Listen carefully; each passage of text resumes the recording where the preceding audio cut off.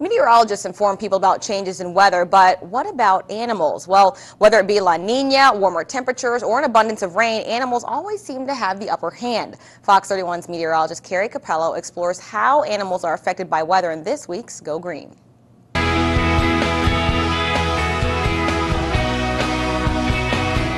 Meteorologists tell people about changes in the weather, but how do the animals know?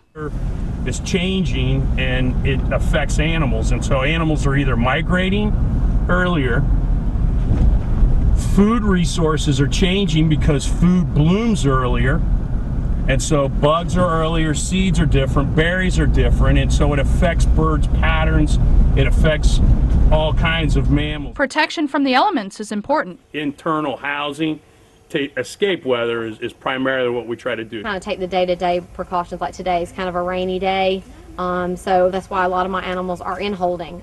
There are special procedures for severe weather like tornadoes and hurricanes. With guys like this, we have specific holding stalls for them, actually what we're in right now, so that they have shelter, they have cover, and then they can seek that. Large hoof stock, things like that, we're going to actually leave them where they are. Leave them in their space so that they don't feel confined, and we don't have to worry about them running into anything, stuff like that. So you just give them their space, leave them in their normal enclosure, because that's where they're going to be most comfortable.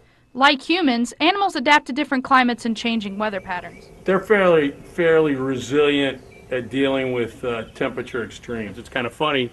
They're not much different than we are. You know, you'll see them on a really hot day, and then we get an afternoon sun, a rain shower, and they'll get out there and play around in the rain just like a little kid will. Weather not only affects the animals, it also affects zoo attendants. With good weather, you tend to have bigger crowds.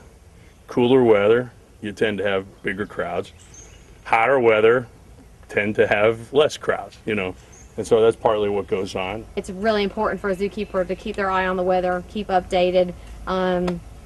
This way we can make the best decisions that we can for our animals. For more information on how weather affects animals at Chehaw and other zoos, stay logged on to mysouthwestga.com. With this week's Go Green, Carrie Capello, Fox 31 News.